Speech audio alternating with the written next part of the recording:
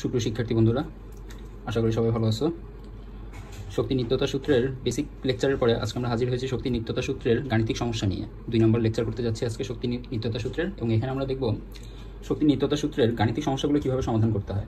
আমরা বেসিকটা যেভাবে দেখিয়েছিলাম ঠিক ওই সূত্রগুলো দিয়ে গাণিতিক সমস্যা সমাধান করব, এবং প্রয়োজন অনুসারে বিভিন্ন জায়গায় বিভিন্ন ধরনের কনসেপ্ট আসবে। এই কনসেপ্টগুলো আমরা মনে রাখার চেষ্টা করব। এই কনসেপ্টগুলো পরবর্তীতে আমাদেরকে এখানে আমরা ছোটোখাটো যে কনসেপ্টগুলোর সাথে পরিচিত হব, দেখা যাবে যে ভবিষ্যতে এই ছোটোখাটো এক একটা কনসেপ্ট থেকেও এক একটা বড় বড় অঙ্ক, বড় বড় গাণিতিক সমস্যা তৈরি করে দিতে পারে। এই জন্য আমরা যে কোনো ছোটোখাটো কনসেপ্টকে ছোটো মনে করে হেলাফেলা করবো না।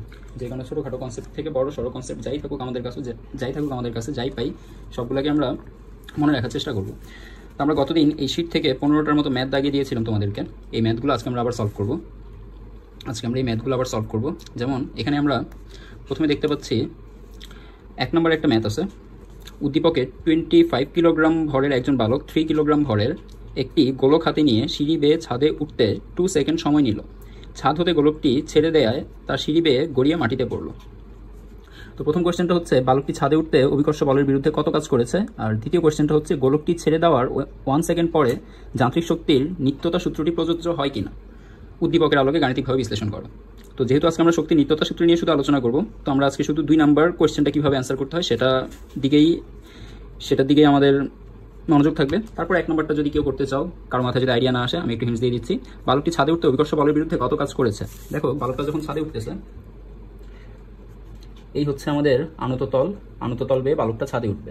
ঠিক আছে, বালকটা আনত তল বেয়ে এই জায়গা থেকে এই জায়গায় উঠবে। তো বালকটা যখন একটা গোলককে নিয়ে এখান থেকে এখানে উঠবে, তখন বালকের ভর এবং গোলকের ভর হচ্ছে 25 কিলোগ্রাম এবং গোলকের ভর হচ্ছে 3 কিলোগ্রাম। তাহলে বালকটা যখন এখান থেকে গোলকটাকে নিয়ে এখানে আসবে, আমরা বলতে পারি বালকটা 28 কিলোগ্রাম নিয়ে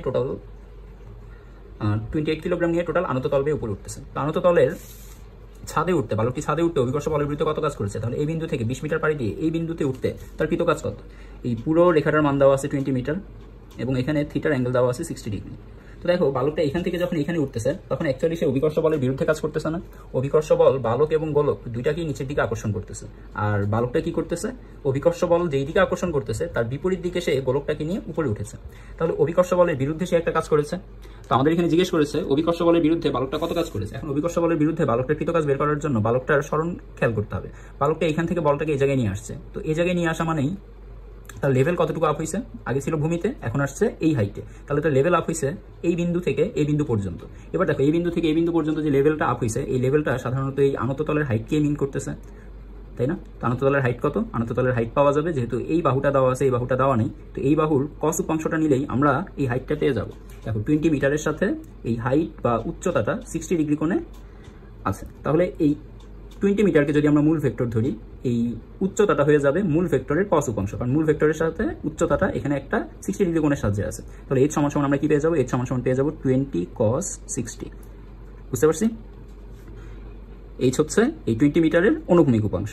ঠিক আছে, তাহলে এখান থেকে আসলো 20 cos হাফ সমান 10 মিটার্স। তো h এর ভ্যালু পেয়ে গেছি। অর্থাৎ তুমি এভাবে চিন্তা করতে পারো, বালক আর গোলকটা এখান থেকে এখানে যাওয়ার মানে হচ্ছে সে অভিকর্ষ বলের বিরুদ্ধে এই বিন্দু থেকে গোলকটাকে এই দিকে নিয়ে আসতেছে। বালক এবং গোলক দুইজনই অভিকর্ষ বলের বিরুদ্ধে, অভিকর্ষ বল এইদিকে কাজ করতেছে। বালক এবং গোলক অভিকর্ষ বলের বিরুদ্ধে এই বিন্দু থেকে ধীরে ধীরে এইদিকে উঠবে। তখন সে অভিকর্ষ বলের বিরুদ্ধে কত কাজ করছে। তো অভিকর্ষ বলের বিরুদ্ধে কতটুকু কাজ করছে, আমরা এখান থেকে এই জায়গায় নেওয়ার জন্য কৃত কাজের পরিমাণ হিসাব করতে গেলে, দেখো বালকটা যেদিকে সরাই নিয়ে যাচ্ছে, বালকটা স্মরণ ঘটাইতেছে এইদিকে, আবার বালকটার প্রযুক্ত বলটাও এদিকে। অভিকর্ষ বলের বিরুদ্ধে সেই নিজে যে বলটা প্রয়োগ করেছে সেই বলটাও এদিকে কাজ করতেছে, এবং তার স্মরণও হয়েছে একই দিকে। তো স্মরণ এবং অভিকর্ষ বলের বিরুদ্ধে তার বলটা একই দিকে কাজ করার কারণে বালকের কৃত কাজ হবে W অফ বয় সমান এম হচ্ছে টোটাল এম, এটাকে আমরা ক্যাপিটাল এম লিখলাম, mgh।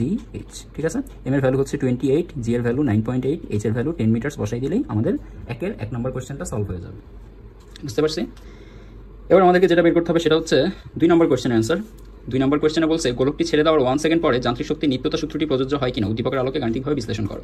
তো যখনই আমাদেরকে নিত্যতা সূত্রের কথা বলবে, তখনই আমরা সবার প্রথমে যে কাজটা করবো সেটা হচ্ছে 2টা পয়েন্ট 3টা পয়েন্ট, যতগুলো পয়েন্ট দিয়ে দিবে সবগুলো পয়েন্টের জন্য আমরা 2টা করে জিনিস খুঁজবো প্রত্যেকটা পয়েন্টের জন্য। যেমন দেখো, বালকটা যখন গোলকটাকে ছেড়ে দিছে, তখন শুধু 3 কেজি ভরের গোলকটা গড়াইতে গড়াইতে নিচের দিকে পড়া শুরু করছে। বালক তো তার জায়গায় ছিল, গোলকটাকে শুধু ছেড়ে দিছে। তো গোলকটা এখান থেকে ছেড়ে দেওয়ার পরে গোলকটা প্রথমে ছিল এই বিন্দুতে, এই বিন্দুটাকে আমরা একটা নাম দিয়ে দিই, এই বিন্দুটাকে দিয়ে দিলাম, একদম টপ বিন্দুটাকে দিয়ে দিলাম আমরা এ।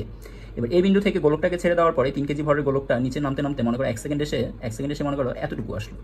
1 সেকেন্ডে গোলকটা মনে করো এই এতটুকু আসলো। তাহলে গোলকটা একটু বড় হয়ে গেছে না? গোলকটা কেমনে বড় হয়ে গেল? আচ্ছা, এবার ঠিক আছে।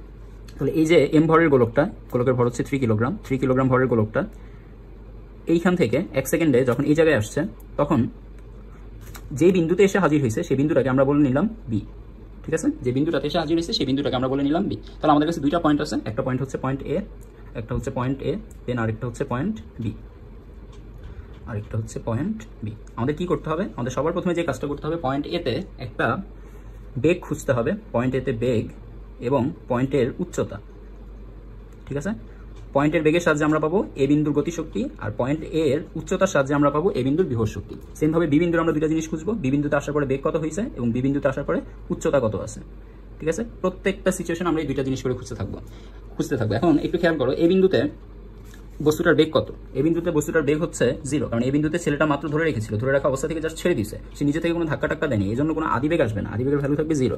তাহলে এই বিন্দুর জন্য আমরা বলতে পারি এই বিন্দুতে বেগ হচ্ছে 0। এবার এই বিন্দুতে উচ্চতা, গোলকটা যখন এই বিন্দুতে ছিল তখন এই বিন্দুতে উচ্চতা হচ্ছে এই ভূমির এই বিন্দু থেকে এই বিন্দু পর্যন্ত, অর্থাৎ এই যে আনততলের উচ্চতা যেই লাইন দ্বারা এখানে বোঝানো হচ্ছে সেই লাইন বরাবর গোলকটা ভূমি থেকে এই লাইনের শীর্ষবিন্দুতে আছে। তাহলে এই লাইনের হাইট যেটা সেটাই হচ্ছে এই বিন্দুর হাইট, এই রেখার হাইট যেটা সেটাই হচ্ছে এই বিন্দুর হাইট। এই বিন্দুর হাইটকে আমরা ধরে নিলাম এইচ সমান সমান কোথেকে আসবে? এই যে এই বাহুটা থেকে আসবে, এই বাহুর সাথে থিটা কোণে এই উচ্চতা এইচ অবস্থান করতেছে। তাহলে 20-র সাথে যেহেতু 60 ডিগ্রি কোণে, এই অ্যাঙ্গেলটা হচ্ছে 60 ডিগ্রি, তো 20-র সাথে যেহেতু 60 ডিগ্রি কোণে এই এইচটা অবস্থান করতেছে, তাহলে এইচ সমান সমান আসবে 20 cos 60 ডিগ্রি। ঠিক আছে, আমরা এইভাবে চিন্তা করতে পারি। খেয়াল করো,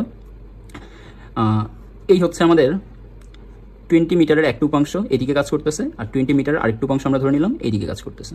তো 20 মিটারের যে উপাংশটা এদিকে কাজ করতেছে সেই উপাংশের সাথে আমরা 20 মিটারকে থিটা কোণে ধরে নিছি, এজন্য এই উপাংশটা হয়ে যাবে 20 cos থিটা, আর এই উপাংশটা হয়ে যাবে 20 sin থিটা। তো 20 sin থিটার কোনো প্রয়োজন ছিল না, প্রয়োজন ছিল শুধু এই উপাংশটা। তো এই উপাংশটা বের করার জন্য আমরা 20 cos 60 দিয়ে এইচ এর ভ্যালুটা বের করে ফেলছি, এইচ এর ভ্যালুটা এখানে আসবে 10 মিটার।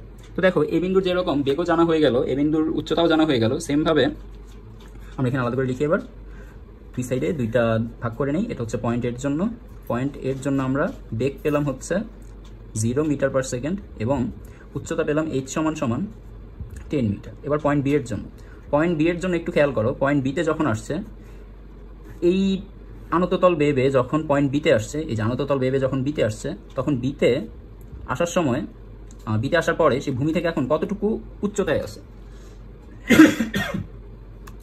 সরি, তাহলে ভূমির দিকে নামার সময় সে যখন বিতে আসলো, তখন বিতে এ বিন্দু থেকে বি বিন্দুতে আসার সময় লাগছে এখানে 1 সেকেন্ড। তাহলে 1 সেকেন্ডে এ থেকে যখন বিতে আসছে, তখন বি বিন্দুটা বর্তমানে ভূমি থেকে এই পয়েন্ট থেকে কতটুকু পড়ে আছে?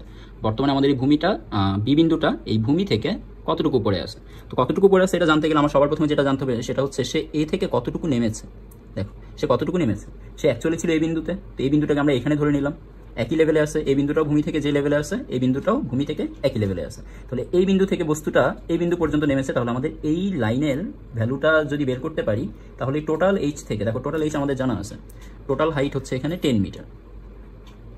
ওকে, টোটাল হাইট হচ্ছে এখানে 10 মিটার। আর কি লাগবে আমার? আর লাগবে হচ্ছে শুধু এখন এই লাইনের ভ্যালুটা, অর্থাৎ গোলকটা এ বিন্দু থেকে যখন বি বিন্দুতে এসেছে তখন অ্যাকচুয়ালি সে কতটুকু উচ্চতা পাড়ি দিয়েছে। দেখো, এই বিন্দুটাকে আমরা এই বিন্দু বলতে পারি, যেহেতু এই বিন্দুর উচ্চতা আর এই বিন্দুটার উচ্চতা একই, এই বিন্দুর উচ্চতা এবং এই বিন্দুটার উচ্চতা যেহেতু একই, সেহেতু আমরা বলতে পারি গোলকটা অ্যাকচুয়ালি এই বিন্দু থেকে এই বিন্দুতে আসছে। ঠিক আছে, এখান থেকে এই জায়গায় আসার সময় সে যে আনত দূরত্ব পাড়ি দিয়েছে, এই আনত দূরত্বটা একটু বেশি আর এই উচ্চতাটা একটু কম। তো আনত দূরত্ব পাড়ি দিয়েছে বেশি, তো কথা হচ্ছে আনত দূরত্ব এই সময় দিয়ে দিয়েছে, সময় থেকে বের করতে পারবো, কিন্তু আমরা এই উচ্চতাটা বের করতে পারবো কিনা। কারণ উচ্চতা বের করতে পারলে আমরা এইচ থেকে এই হাইটটা বাদ দিলে বলতে পারবো বি এখন ভূমি থেকে কতটুকু পড়ে আছে। তাহলে বি এখন ভূমি থেকে যতটুকু পড়ে আছে সেটাকে যদি এইচ প্রাইম ধরা হয়, এইচ প্রাইম সমান সমান আসবে এইচ মাইনাস, এবার এটাকে কি বলা যায় দেখো তো, গতদিন আমরা শিখিয়েছিলাম গোলকটা বা বস্তুটা আনত তলবে যেই দূরত্ব পাস করে নিচে নামতে থাকবে সেই দূরত্বকে আমরা ধরবো, যে দূরত্ব পাস করে নিচে নামতে থাকবে সেই দূরত্বকে আমরা ধরবো এক্স। ঠিক আছে, এবার একটু খেয়াল করো, এক্স এর এই দিকে একটা উপাংশ তৈরি হবে, এখান থেকে এই পর্যন্ত, এ থেকে বি পর্যন্ত হচ্ছে এক্স। এক্স এর এই দিকে যে উপাংশটা তৈরি হবে সেই উপাংশটা কতটুকু হবে? এই যে এতটুকু হবে উপাংশটা। আচ্ছা, এই উপাংশটার মান কত? এক্স এর সাথে এইদিকে থিটা কোণে যে উপাংশটা অবস্থান করতেছে সেই উপাংশটার মান কত? সেই উপাংশটার মান আমরা গতদিন বেসিকে দেখেছিলাম, এই উপাংশটার জন্য আমরা লিখবো এক্স কস থিটা। একটু আগে আমরা আর থেকে যেরকমভাবে উচ্চতা বের করেছি, এখন সেই সেমভাবে এক্স থেকে এখন গোলকটা কতটুকু নেমে এলো সেটা বের করতেছি। এক্সের সাহায্যে গোলকটা অ্যাকচুয়ালি পাড়ি দিছে এক্স মানে এক্স, গোলকটার অ্যাকচুয়ালি এখানে সরণ হয়েছে এক্স পরিমাণে, আর উচ্চতার পরিবর্তন হয়েছে এই পরিমাণে। ঠিক আছে, এটা হচ্ছে গোলকটার সরণ আর এটা হচ্ছে তার উচ্চতার পরিবর্তন। তো গোলকটার এখানে উচ্চতার পরিবর্তন কত হয়েছে সেটা জানার জন্য আমরা গতদিন দেখেছিলাম এখানে যে এক্স ছিল, এই এক্সের উপাংশ নিয়ে নিলেই গোলকটার কতটুকু উচ্চতা পরিবর্তন হয়েছে সেটা আমরা বের করে ফেলতে পারবো। তার মানে আমরা টোটাল এইচ থেকে এই দূরত্বটা বাদ দিব। এই দূরত্বটা কত? এই দূরত্বটা হচ্ছে এক্স কস থিটা। তাহলে এইচ থেকে আমি যদি এক্স কস থিটা বাদ দিই, এইচ থেকে যদি আমি এক্স কস থিটা বাদ দিই, তাহলে এইচ প্রাইম চলে আসবে। এবার এইচ কিভাবে আনা যায়? এইচ প্রাইম কিভাবে আনা যায়? এইচ মাইনাস, আমরা কি এক্স এর ভ্যালু জানি? দেখো এক্স বরাবর গোলকটা কিভাবে করতেছে। এক্স বরাবর যখন গোলকটা আসবে, গোলকটা এই বিন্দু থেকে যখন এক্স পাড়ি দিয়ে এই বিন্দুতে আসবে, তখন কি সে সমবেগে আসবে নাকি ত্বরণে আসবে? অ্যান্সার হচ্ছে ত্বরণে আসবে। এখন কোন ত্বরণে আসবে? জি সাইন থিটা ত্বরণে আসবে, না জি কস থিটা ত্বরণে আসবে, নাকি জি ত্বরণে আসবে? যেহেতু সে এই আনত তল বেয়ে পড়তেছে, এই জন্য তার উপর প্রথমেই মনে রাখবো জি কাজ করবে না। তারপর কি কাজ করবে? তার উপর হয় জি সাইন থিটা কাজ করবে অথবা জি কস থিটা কাজ করবে। এই বরাবর নামার সময় জি সাইন থিটা কাজ করবে তখন যখন থিটাটাকে এই পয়েন্টে দিয়ে রাখবে। ঠিক আছে, আর যদি থিটা এই পয়েন্টে দিয়ে রাখে তাহলে উপর থেকে নামার সময় জি সাইন থিটাতে নামবে না, নামবে জি কস থিটাতে। যদি নিচের কোণটা ইউজ করি তাহলে উপর থেকে নামবে জি সাইন থিটাতে, আর যদি উপরের কোণটাকে ইউজ করি তাহলে উপর থেকে নামবে জি কস থিটাতে। ক্লিয়ার? তাহলে এখন এই গোলকটা এখান থেকে যখন 1 সেকেন্ড পরে এক্স মিটার দূরত্ব পাড়ি দিয়ে বিতে আসতেছে, তখন এক্স এর ভ্যালু আমরা এভাবে বের করতে পারি, এক্স সমান সমান ইউটি প্লাস হাফ এ টি স্কোয়ার। আচ্ছা, এ হচ্ছে ত্বরণ এখানে কত আসবে? ত্বরণ আসবে ইউটি প্লাস হাফ। এর পরিবর্তে আমরা এখানে যে ত্বরণটা ক্রিয়াশীল, সেই ক্রিয়াশীল ত্বরণের মান লিখবো। এখানে ক্রিয়াশীল ত্বরণ কত? এখানে ক্রিয়াশীল ত্বরণ হচ্ছে জি সাইন থিটা। ঠিক আছে, পাশে কি আছে? টি স্কোয়ার। গোলকটা যখন এখান থেকে পড়েছিল তখন এখানে তার বেগ ছিল 0, এই যে এই বিন্দুতে তার বেগ ছিল 0। তাহলে আমরা যদি আদি বেগের ভ্যালু 0 বসাই দিই, আমাদের কাছে থাকবে হাফ ইন্টু জি সাইন থিটা। আচ্ছা, জি এর ভ্যালু কত? বলে ফেলো, জি এর ভ্যালু কত? এখানে জি সাইন থিটা কেন হবে? গোলকটা যখন এই লাইন বেয়ে পড়বে তখন আমরা বলেছি না থিটা এখানে থাকলে জি সাইন থিটা, এখানে থাকলে কস থিটা, তাহলে এখানে থাকবে জি কস থিটা। তো জি কস থিটা কত হবে? জি ইন্টু কস থিটার জায়গায় থাকবে কস থিটার জায়গায় কস 60 ডিগ্রি, কস 60 ডিগ্রি ভ্যালু হচ্ছে হাফ ইন্টু টি স্কোয়ার। তাহলে এখানে সবগুলো ভ্যালু যদি আমরা বসাই দিই, আমরা পাবো হাফ ইন্টু, আমরা আপাতত হিসাবে সুবিধার জন্য জি এর মানটাকে 10 ধরে নিলাম, তাহলে half into 10 into half into T স্কোয়ারের ভ্যালু হচ্ছে এক্স এর সরণ কয় সেকেন্ডের মধ্যে ঘটেছে? 1 সেকেন্ডের মধ্যে। তাহলে এখানে আসবে 1। তাহলে 2 দিয়ে 10 কে কাটবো, পাওয়া যাবে 5, 5 দিয়ে আবার 2 দিয়ে আবার 5 কে কাটবো, পাওয়া যাবে 2.5 মিটার। বুঝতে পারছি? তাহলে এক্স যদি 2.5 মিটার হয়, তাহলে এই উচ্চতাটা কত হবে? এইখান থেকে এই পর্যন্ত যদি 2.5 হয়, এই উচ্চতা 2.5 এর চেয়ে কম হবে। কিভাবে পাওয়া যাবে? আমরা এক্স এর cos থিটা অংশটা নিয়ে নিলেই পেয়ে যাবো। তাহলে এখানে আমরা বলতে পারি h মাইনাস 2.5 ইন্টু কস থিটার ভ্যালু কত? থিটার ভ্যালু হচ্ছে 60 ডিগ্রি। ঠিক আছে, ব্যাস এগুলো বসাই দিলে এইচ এর ভ্যালু জানি, এইচ এর ভ্যালু হচ্ছে 10 মিটার। 10 মিটার থেকে 2.5 চলে যাবে, 2.5 এর cos উপাংশটা চলে যাবে। দেন আমরা বলতে পারবো এখন সে কতটুকু উচ্চতায় এসেছে। তাহলে কত আসে এখানে? এইচ প্রাইমের ভ্যালু, আসতেছে 10 মাইনাস 2.5 ইন্টু কস 60 ডিগ্রির ভ্যালু হচ্ছে হাফ। তাহলে 10 থেকে যদি 2কে দিয়ে 2.5কে ভাগ করি তাহলে আসবে 10 মাইনাস 1.25, তার মানে এখানে আসবে 8.75 মিটার। তাহলে আমরা এইচ প্রাইমের উচ্চতা জেনে গেলাম, অর্থাৎ ভূমি থেকে গোলকটার, এই যে এখানে ভূমি থেকে বি বিন্দুর উচ্চতা হচ্ছে এখন 8.75। ক্লিয়ার? আচ্ছা, এবার বি বিন্দুতে যখন আসবে তখন বি বিন্দুতে বস্তুটা আসার সময় বস্তুটা গতিশীল অবস্থায় আসবে, অতএব বি বিন্দুতে তার একটা গতি বেগ থাকবে। সুতরাং বি বিন্দুতে তার বেগ কত? সুতরাং বি বিন্দুর বেগকে আমরা ভি বি বললাম, আর একটু আগে যেই বেগটা লিখেছিলাম এটাকে আমরা ভি এ বললাম। ঠিক আছে, এ বিন্দুর উচ্চতাকেও এইচ এ বললাম, এই বিন্দুর উচ্চতাকে এইচ প্রাইম না ধরে এইচ বি বললাম। বি বিন্দুর বেগ ভি বি সমান সমান কত আসবে? শেষ বেগের জন্য ত্বরণের সূত্র ইউ প্লাস এ টি, এর জায়গায় আসবে জি কস থিটা, যেহেতু থিটা উপরে ছিল এই জন্য কস থিটা টি। আচ্ছা, জি এর ভ্যালু কত জানি? আমরা জি এর ভ্যালু জানি, ধরে নিলাম যে 10 ইন্টু কস থিটার জায়গায় বসবে কস 60 ডিগ্রি ইন্টু টি এর জায়গায় বসবে 1। কস 60 ডিগ্রির জন্য হাফ আসবে, হাফ 10 এর সাথে কাটাকাটি গিয়ে 5 1 এর সাথে গুণ হয় 5 মিটার। তাহলে বি বিন্দুর বেগ পাওয়া গেছে 5 মিটার। এবার আমরা প্যারালাল ভাবে একটু দেখি যে এ বিন্দুতে আমাদের টোটাল শক্তি কত ছিল, এ বিন্দুতে মোট শক্তি কত ছিল। এ বিন্দুর মোট শক্তিকে মেকানিক্যাল এনার্জি অফ এ বলবো সমান সমান E K A plus E P A. Clear? আচ্ছা, ই কে কত আসবে? ই কে বের করার জন্য আমরা সূত্র দেখেছি হাফ এম ভি স্কোয়ার, আর ই পি এ বের করার জন্য আমাদের কাছে সূত্র ছিল এম জি এইচ।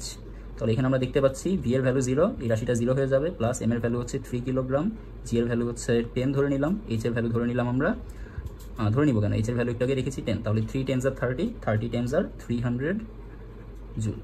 ওকে, এবার মেকানিক্যাল এনার্জি অফ বি পয়েন্টে কত পাওয়া যাচ্ছে? মেকানিক্যাল এনার্জি অফ বি সমান সমান E K B plus E P B. তো ই কে বি এর জন্য আসবে হাফ এম, আমরা এখন যে ভিটা পেয়েছি সেই ভিকে বলবো ভি বি, এখানে ছিল ভি এ, তাহলে ভি বি স্কোয়ার প্লাস ইপির জন্য আসবে এম জি। বি বিন্দুর উচ্চতা কত ছিল ভূমি থেকে? এই যে ভূমি থেকে বি বিন্দুর উচ্চতা ছিল কত? 8.75, তাহলে এখানে আমরা 8.75 বসাবো, তার আগে এটাকে এইচ বি বলে নিলাম। তাহলে এখান থেকে আমরা ক্যালকুলেট করলে দেখো উভয় পাশে হাফ এম আছে, আমরা এম কমন নিয়ে নিলাম, তাহলে এই পাশে আছে হাফ, এ পাশে আছে হাফ ইন্টু ভি এর ভ্যালু হচ্ছে 5, 5 কে স্কোয়ার করলে পাবো 25, প্লাস এম নিয়ে গেছি, এখানে আছে জি এর ভ্যালু ধরে নিলাম 10, এইচবি এর ভ্যালু আছে 8.75, কত আসতেছে এখানে? এম ইন্টু কাটাকাটি করলে পাবো 12.5, তাহলে 12.5, আর এখানে আছে 10 ইন্টু 8.75, কত আসবে একবার লিখি করি, 12.5 প্লাস 87.5, কত আসবে? এম ইন্টু 90 আসবে, তাই না? 87 এর সাথে 100 আসবে, এই যে 88 হবে, 88 এর সাথে আরো 12 অ্যাড করলে পেয়ে যাবো আমরা 100। এম এর ভ্যালু কত ছিল? এম এর ভ্যালু ছিল 3 কিলোগ্রাম ইন্টু 100 সমান সমান আমরা পেয়ে গেলাম 300 জুল। বুঝতে পারছি? দেখতে পাওনি মনে হয়, একটু দেখে নাও এবার। তো 12.5 এর সাথে 87.5 আমরা অ্যাড করে পেয়ে গেলাম 100, এবার 100 এর সাথে ভর মাল্টিপ্লাই করে একবারে পেয়ে গেলাম 300 জুল। তাহলে আমরা দেখতে পাচ্ছি mechanical energy of A point এবং mechanical energy of B point দুইটাই সেম। অতএব এখানে মেকানিক্যাল এনার্জি যেহেতু সেম, দুইটা পয়েন্টের মেকানিক্যাল এনার্জি যেহেতু সেম, সেহেতু আমরা বলতে পারি এখানে energy is conserved, clear? Energy is conserved. আমরা আরেকবার প্রথম থেকে একটু রিক্যাপ করে নিই কি করেছিলাম। আমরা উপর থেকে একটা বস্তুকে পড়তে দেখেছিলাম, তো উপরে তার দুইটা শক্তি ছিল, একটা ছিল ইকে, একটা ছিল ইপি। ইকের ভ্যালুটা ছিল 0, ইপির ভ্যালুটা পাওয়া গেছে 300 জুল। এবার এখান থেকে নিচে নামতে নামতে যখন এই জায়গায় আসছে, তখন এই জায়গার উচ্চতা ছিল ভূমি থেকে এইচ প্রাইমের ভ্যালু আমরা পেয়ে গেছি 8.75, তাই তো? তাহলে ভূমি থেকে যখন 8.75 মিটার উচ্চতা থাকবে, তখন তার বিভব শক্তি কত হবে? এই যে এম এর সাথে 87.5 গুণ দিয়ে দিলেই যা আসতেছে সেটাই হচ্ছে অ্যান্সার। তো এটাকে এইচ প্রাইম ধরছিলাম, আবার এইচ বিও ধরছিলাম, তো কনফিউজ হও না, এইচ প্রাইমও যা বিও তা, সমস্যা নেই। তো এইখান থেকে এই বিন্দুতে তার উচ্চতা যেটা ছিল সেটার জন্য আমরা পেয়ে গেছিলাম বিভব শক্তি, এবং এই বিন্দু থেকে এই বিন্দুতে আসার সময় যে বেগ প্রাপ্ত হয়েছে সেই বেগের জন্য আমরা পেয়ে গেছিলাম গতিশক্তি। এই দুইটার যোগফল থেকে আমরা এখানে দেখতে পাচ্ছি পাওয়া গেছিল 300 জুল। তাহলে আমরা বলতে পারতেছি আদি যান্ত্রিক শক্তি সমান সমান শেষ যান্ত্রিক শক্তি, অথবা এই বিন্দু যান্ত্রিক শক্তি সমান সমান বি বিন্দু যান্ত্রিক শক্তি, and hence that's why energy is conserved. বুঝতে পারছি? এরপরে যেই ম্যাথটা আমরা দেখতে যাচ্ছি সেই ম্যাথটা এখানে 3 নম্বরে আছে। এই ম্যাথে বলা আছে এম ভরের একটি বস্তু আনত তলে পড়ছে। এখানে এম সমান 50 কিলোগ্রাম এবং ডিই কোথায় আছে? ডিই এই যে হাইটটা হচ্ছে ডিই, ডিই সমান সমান 6 মিটার, এবং বলেছে এবি সমান বিসি সমান সিডি, অর্থাৎ এই যে লাইনটা আছে এই লাইনটাকে সমান 3টা ভাগে ভাগ করা হয়েছে। এবি অংশ, বিসি অংশ এবং সিডি অংশ, 3টা অংশ পরস্পর এখানে সমান। তো এই লাইনের মান তো আমরা জানি না, শুধু আমরা জানি ডিই লাইনের মান হচ্ছে এখানে 6 মিটার।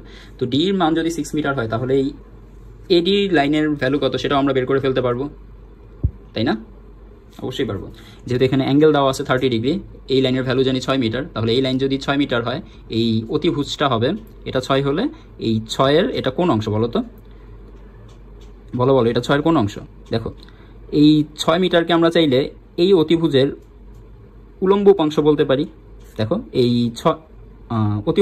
অতিভুজের এটা হচ্ছে আমাদের অনুভূমিক উপাংশ, আর অতিভুজের এইদিকে থাকবে একটু উলম্ব উপাংশ। উলম্ব উপাংশটাকে আমরা এখান থেকে এই জায়গায় কল্পনা করতেছি। তো এখানে অনুভূমিক উপাংশটা কত পাওয়া যাবে? অনুভূমিক উপাংশটা পাওয়া যাবে এ ডি কস থিটা, আর উলম্ব উপাংশ পাওয়া যাবে এ ডি সাইন থিটা। অর্থাৎ এখানে যে ডি আছে এই ডি কে আমরা বলতে পারি এ ডি সাইন থিটা। ঠিক আছে? থিটা কত? থিটা হচ্ছে, এখন যেহেতু থিটা এই জায়গায় দেওয়া আছে তাই থিটার জায়গায় বসাবো 30 ডিগ্রি। ঠিক আছে? বুঝতে পারছি? আমরা এডি এর দুইটা উপাংশ নিয়েছি, এডি এর একটা উপাংশ এসেছে এই এর দিকে, আর একটা উপাংশ এসেছে এই দিকে। চলো চিত্রকে কাজ করি, তোমরা এখানে আবার কনফিউজ হয়ে যেতে পারো যে থিটা দুই জায়গায় কেমনে কি হইল।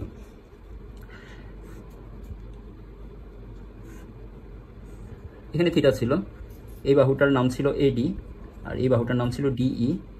ডিই দেওয়া ছিল 6 মিটার, তো এখানে দেওয়া ছিল 30 ডিগ্রি। তো এই বাহুটা যদি 6 মিটার হয়, তাহলে আমাদের এখন কোশ্চেন হচ্ছে এই বাহুটা যদি 6 মিটার হয় তাহলে আমাদের এখন কোশ্চেন হচ্ছে এই বাহুটা কত। তো দেখো আমরা বলতেছি এডি এর দুইটুক অংশ কল্পনা করো। এডি এর একটুক অংশ আছে এইদিকে, এডি এর একটুক অংশ আছে অনুভূমিকের দিকে, আর একটুক অংশ আছে এই উলম্ব দিকে। উলম্ব দিকে যে উপাংশটা আছে এই উপাংশটার ভ্যালু কত হবে? এই উপাংশটার ভ্যালু হবে এডি সাইন থিটা। আর অনুভূমিক দিকে যে উপাংশটা আছে তার মান হবে এডি কস থিটা। এখন এডি সাইন থিটা আর এই বাহুটা পরস্পর সমান ও সমান্তরাল, অর্থাৎ আমরা এডি সাইন থিটাকে ডি বলতে পারি বা এডি সাইন থিটা সমান সমান বলতে পারি ডি। তাহলে এখান থেকে আসবে ডিই ইকুয়ালস এডি সাইন থিটা। এখন এখান থেকে আমাদের থিটার ভ্যালু জানা আছে, তো থিটার ভ্যালু বসাই দিলেই এখান থেকে এডির মান চলে আসবে। এডিকে পাওয়ার জন্য কি করতে হবে? এডি সমান সমান DE divided by sine theta. D এর ভ্যালু জানা আছে 6, সাইন থিটার ভ্যালু হচ্ছে সাইন 30, সাইন 30 জন্য আসবে হাফ 1/2। তাহলে এখানে একবারে পাচ্ছি 6 × 2 সমান সমান 12 মিটার, অর্থাৎ আমাদের এই এডি বাহু হচ্ছে 12 মিটার। এডি সমান সমান 12 মিটার। বুঝতে পারছি? আচ্ছা, আর কি দেওয়া আছে এখানে? আর কি দেওয়া আছে এখানে? এখানে বলে দিছে যে এডিকে 3টা ভাগে ভাগ করা হয়েছে। 3টা ভাগে ভাগ করে আমরা পেয়েছি AB BC CD. AB BC, AB, এটা সি, এটা হচ্ছে ডি। তো 3টা পার্টি পরস্পর ইকুয়াল। আমার আকার প্রবলেমের কারণে এখানে ইকুয়াল দেখা যাচ্ছে না, তোমরা ইমাজিন করে নাও এই 3টা পার্টি পরস্পর ইকুয়াল। 3টা পার্ট যদি পরস্পর ইকুয়াল হয় আমরা বলতে পারি 3AB ইকুয়ালস 12 মিটার। ঠিক না? যেহেতু এবি বিসি এবং সিডি সমান, সেহেতু আমরা বলতে পারি এই পুরো এডি সমান সমান হচ্ছে, এডি সমান সমান হচ্ছে যে কোনো একটারে 3 দিয়ে গুণ দিয়ে দাও তাইলেই তো হবে। তাহলে 3AB সমান সমান আমরা পাচ্ছি 12 মিটার। 2AB কেন লিখছি? 3AB সমান সমান 12 মিটার। 3AB সমান সমান 12 মিটার হলে এবি সমান সমান পাওয়া যাচ্ছে 4 মিটার। এবার এবি সমান সমান যদি 4 মিটার হয়, এবি বিসি এর সমান, তাহলে বিসিও 4 মিটার হবে, বিসি আবার সিডি এর সমান, অতএব সিডিও 4 মিটার হবে। তো এখানে আমরা জেনে গেছি এবি বিসি সিডি 3টা সমান সমান অংশের দৈর্ঘ্য কত। আচ্ছা, চাইলে আমরা অন্যভাবে করতে পারতাম। বুঝে নাও, একবারেই বুঝে নাও, প্রত্যেকদিন তো আর এই ক্লাসগুলো আমাদের করা হবে না, একবারে বুঝে নাও। এখানে থিটাটা এই জায়গায় ছিল 30 ডিগ্রি, তাহলে বলো তো এখানে থিটাটা কত হবে? এখানে থিটাটা হবে 60 ডিগ্রি, তাই না? এখানে থিটাটা হবে 60 ডিগ্রি। তো এই বাহুটার ভ্যালু হচ্ছে 6। তাহলে এখন এবির ভ্যালুটা আমি কি এখন এই 60 ডিগ্রি সাহায্যে বের করতে পারবো কিনা? দেখো, আমি এই এডিকে বলতে পারি এই এডি ই, এই এডিকে বলতে পারি কি? এডিকে বলতে পারি আমাদের মূল ভেক্টর। মূল ভেক্টরের একটু উপাংশ আছে এই জায়গায়, মূল ভেক্টরের আরেকটু উপাংশ চলে আসবে এই জায়গায়।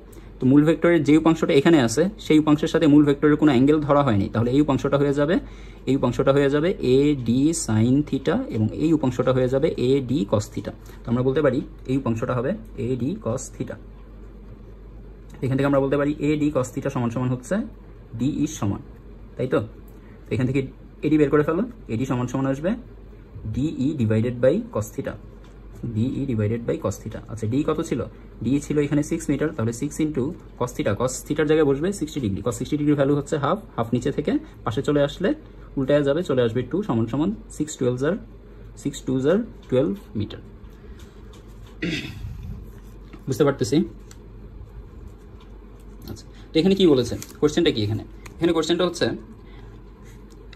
হচ্ছে আনুত তল বেয়ে নামার সময় গতি ও ঘর্ষণ বল দ্বারা কৃতকাজ নির্ণয় করো। গতি ও ঘর্ষণ বল দ্বারা কৃতকাজ নির্ণয় করো। আচ্ছা, এখানে কোথাও কি আমরা ঘর্ষণ গুণাঙ্কটা দেখতে পাচ্ছি? হ্যাঁ, দেখতে পাচ্ছি।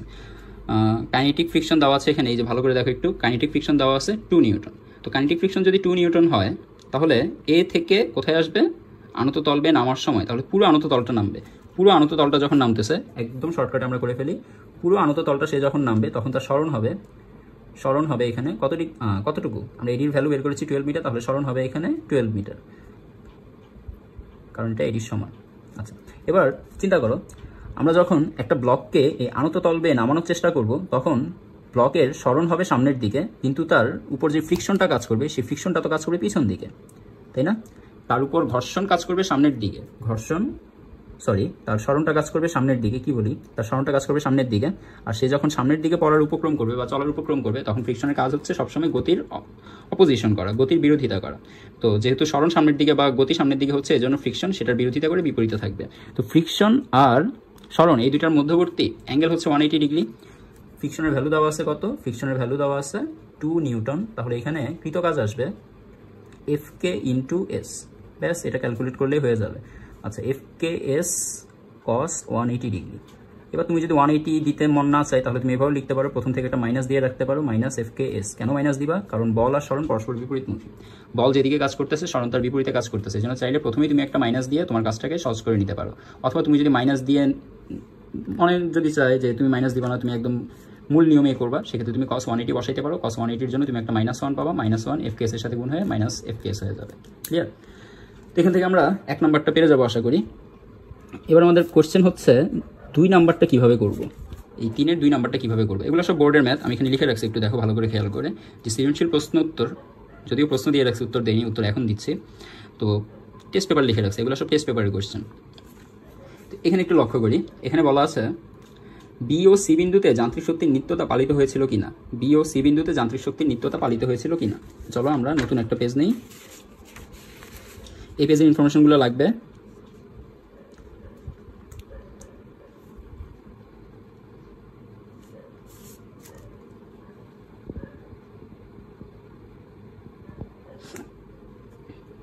আচ্ছা, লক্ষ্য করেন, আমরা যে 2টা বিন্দুর জন্য কাজ শুরু করব, সেই 2টা বিন্দুর মধ্যে একটা বিন্দু হচ্ছে এখন বি বিন্দু, আরেকটা বিন্দু হচ্ছে সি বিন্দু। একটা বিন্দু হচ্ছে বি, আরেকটা বিন্দু হচ্ছে সি। আমাদের জিজ্ঞেস করেছে বি ও সি বিন্দুতে শক্তির নিত্যতা পালিত হয়েছিল কিনা। একটা বি বিন্দু, আরেকটা সি বিন্দু। ওকে, তো আমরা জানি উপর থেকে সি বিন্দুতে আসার সময় তার বেগ কত হবে। সি বিন্দুতে আসার সময় বেগ যেটা হবে সেটাকে ধরে নিলাম ভিসি। ঠিক আছে, ভিসি সমান সমান হবে ইউ প্লাস, টাইম তো জানি না, তাহলে আমরা এই সূত্র দিয়ে বের করি, ভি স্কোয়ার সমান u square plus twice a s. আচ্ছা, এ কত? এখন থিটা এই জায়গায় দেওয়া আছে, ভালো করে দেখো, এখন থিটা এই জায়গায় দেওয়া আছে, তাহলে ত্বরণ হবে এখন জি সাইন থিটা। একটু আগে থিটা ছিল এই জায়গায়, আগের ম্যাথটাতে থিটা ছিল এই জায়গায়, যখন থিটা এই জায়গায় তখন ত্বরণ কাজ করেছিল জি কস থিটা। এখন থিটা আছে অনুভূমিকের সাথে, এই জন্য এখন ত্বরণ কাজ করবে জি সাইন থিটা। ঠিক আছে, অনুভূমিকের সাথে থিটা থাকলে জি সাইন থিটা, উলম্বের সাথে থিটা থাকলে জি কস থিটা, খেয়াল রাখবো। তাহলে এখন ত্বরণের জন্য আমরা লিখতে পারি u square plus 2g sine theta into s. আচ্ছা, উপর থেকে পড়ার সময় বস্তুটার বেগ ছিল 0, এখানে আদি বেগ ছিল 0, তাহলে এই রাশিটা যদি ভ্যানিশ করে দিই এবং জি এর ভ্যালু যদি আমরা প্রশ্নে বলা থাকার সাপেক্ষে যদি 10 ধরি, প্রশ্নে বলা না থাকলে 10 ধরা যাবে না, প্রশ্নে বলা থাকার সাপেক্ষে আমরা 10 ধরতে পারবো। তো আমি হিসাবে সুবিধার জন্য বলে দিলাম, আমার জন্য এখন মান হচ্ছে 10। তাহলে জি এর ভ্যালু 10 ইন্টু সাইন থিটার জায়গায় আমরা বসাবো, থিটার ভ্যালু হচ্ছে 30 ডিগ্রি, সাইন 30 ইন্টু এস। ভালো করে বলো, ডি বিন্দু থেকে, ডি তো ছিল তাই না, হ্যাঁ ডি বিন্দু থেকে সিতে আসার সময় কতটুকু সরণ হয়েছে একটু আগে আমরা বের করে নিয়েছিলাম, যে এবি বিসি সিডি 3টা পার্টি সমান, এবং এবি বিসি সিডি 3টা পার্ট সমান হওয়ার পরে, এবি বিসি সিডি 3টা পার্ট সমান হওয়ার পরে এবির ভ্যালু এসেছিল 4 মিটার। এই যে এখনো দেখা যাচ্ছে এবির ভ্যালু এসেছিল 4 মিটার। তো এবির ভ্যালু যদি 4 মিটার হয়, এখান থেকে সিডির ভ্যালু 4 মিটার, অর্থাৎ ডি থেকে যখন সিতে এসেছে গোলকটা যখন ডি থেকে সিতে এসেছে, তখন গোলকটা সরণ হয়েছে এখানে 4 মিটার, গোলকটা সরণ হয়েছে এখানে 4 মিটার। তাহলে আমরা এসের জায়গায় বসাই দিলাম 4 মিটার। তাহলে এখানে কত আসতেছে, 2 ইন্টু 10 ইন্টু সাইন 30 জন্য আসবে হাফ ইন্টু 4, 2 দিয়ে 2 কাটা, 10 আর 4 মাল্টিপ্লাই করে আমরা পেলাম 40 মিটার পার সেকেন্ড। ক্লিয়ার? বুঝতে পারছি? তো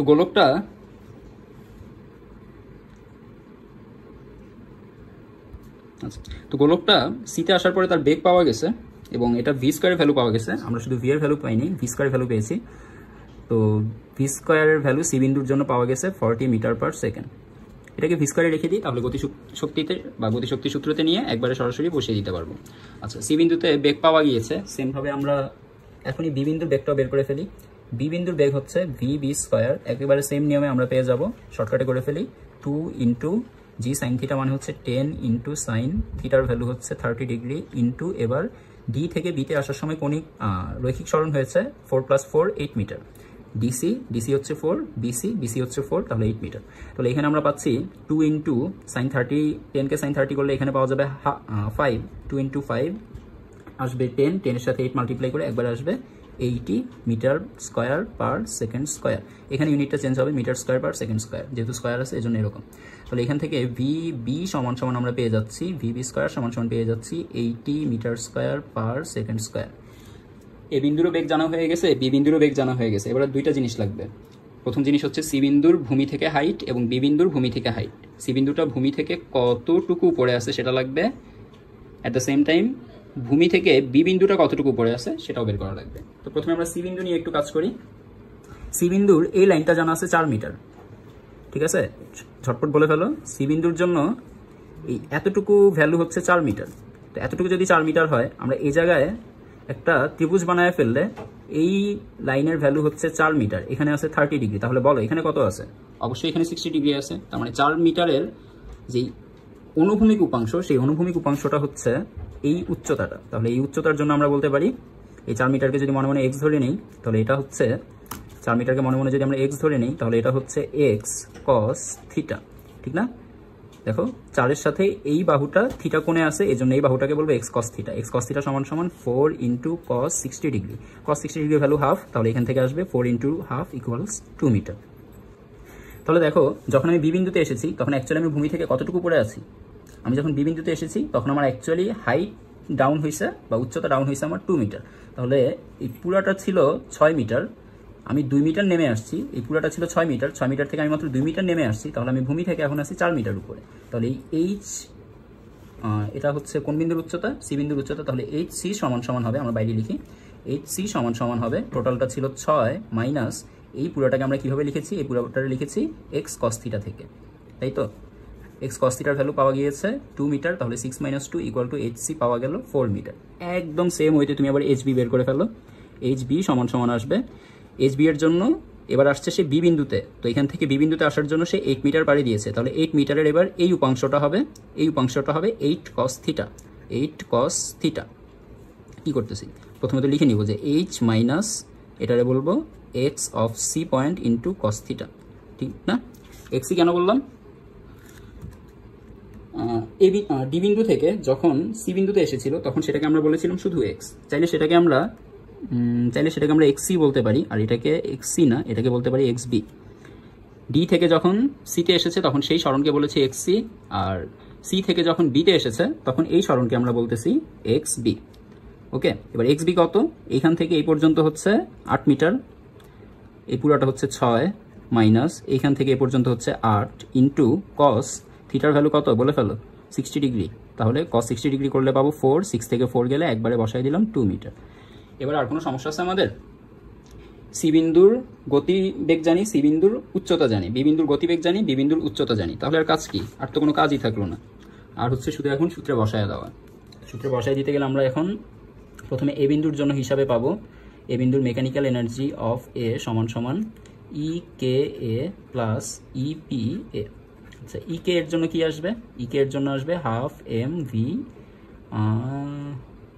এ বিন্দু সি বিন্দু, একবার আসছে সিতে আরেকবার গেছে বিতে, তাহলে এটা হচ্ছে mechanical energy of C point, mechanical kinetic energy of C point, potential energy of C point.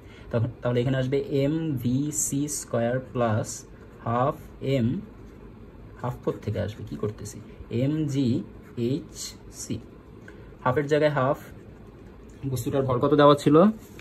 দেখো বস্তুটার ভর দেওয়া ছিল এম ভরের একটি বস্তু 50 কিলোগ্রাম। এই যে দেখো বস্তুটার ভর দেওয়া আছে 50 কিলোগ্রাম, তাহলে আমরা এম এর জায়গায় বসাই দিলাম 50 ইন্টু বস্তুটার বেগ কত ছিল? আমরা ভি স্কোয়ারের ভ্যালুটাই সরাসরি বের করেছিলাম 40, তাহলে বসাই দিলাম 40 plus m g h. M এর ভ্যালু আবার 50, জি এর ভ্যালু আমাদের সুবিধা মতো ধরবো। এখানে কি ধরেছিলাম সুবিধা মতো 10, এখানে সুবিধা মতো 10 ধরেছিলাম, তাহলে এখানেও সুবিধা মতো 10 ধরে নিলাম। 10 into h c, h c এর ভ্যালু কত? ভূমি থেকে সি বিন্দুটার উচ্চতা কত? ভূমি থেকে সি বিন্দুর উচ্চতা কোথায় বের করেছি? 4 মিটার, তাহলে এখানে বসাই দিলাম 4 মিটার। ক্যালকুলেট করো এটা সেমভাবে মেকানিক্যাল এনার্জি অফ বি পয়েন্টের জন্য E K B plus E P B. আচ্ছা, ই কে বি কীভাবে পাওয়া যাবে? Half M V B square থেকে, আর ই পি বি পাওয়া যাবে এম জি এইচ বি থেকে, ঠিক আছে? ব্যাস এইভাবে আমরা দুইটা ক্যালকুলেট করলে এবার পেয়ে যাব mechanical energy of B point এবং mechanical energy of C point, এই দুইটা পয়েন্টের মেকানিক্যাল এনার্জি পরস্পর ইকুয়ালস। ব্যাস এখান থেকে প্রমাণ হয়ে যাবে মেকানিক্যাল এনার্জি এ পয়েন্ট ও সি পয়েন্টের যেহেতু ইকুয়াল, তাই এখানে গতিশক্তি সংরক্ষিত। আচ্ছা, তোমরা এখানে টেনশন করো না যে আমাদের এই অ্যান্সারের সাথে যদি না মিলে, এই অ্যান্সারটা এসেছে 9.8 ধরে, জি এর ভ্যালু 9.8 ধরে এটা এসেছে, আমরা জি এর ভ্যালু ধরেছি 10, তাহলে আমাদের ভ্যালুটা এইখানে যে ভ্যালু দেওয়া আছে তার চেয়ে একটু বেশি থাকবে, বুঝতে পারছি? ওকে।